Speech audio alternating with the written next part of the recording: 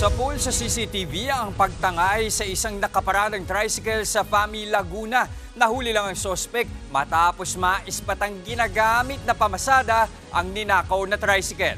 Nasa frontline ng balitang yan, si Ian Suyu. Sa gitna ng palayan na inabutan at na-corner ng mga pulis ang lalaking yan matapos makipaghabulan sa Morong Rizal nitong Huwebes. Ang lalaki, suspect pala sa pagtangay ng isang tricycle sa Laguna. Sa kuha ng CCTV na ito sa tapat ng isang kainan sa Fami, Laguna noong August 14 ng gabi, makikita ang pagdating ng suspect na nakasuot ng itim na damit at may sombrero.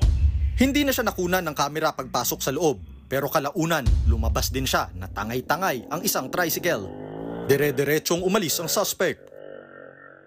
Nagdi-dinner yung may-ari, yung owner. Nagdi-dinner sila sa Fami. Paglabas nila ng alas 8, nawala na yung tricycle. Nakita nga doon sa CCTV ng restaurant na tinangay niya yung tricycle heading towards Mabitak, Laguna. Mula Laguna, tinangay raw ng suspect ang tricycle patungong Morong Rizal. Sa halip na ibenta, ginamit pampasada raw ng kawatan ang ninakaw na tricycle.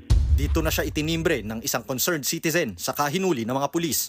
Based doon sa interview with the suspect, ay kumita pa siya ng 400 plus pesos. Nung pinuntahan ng pulis, nakita niya yung pulis ng Morong na bumaba sa tricycle at tumakbo at pumunta sa palayan.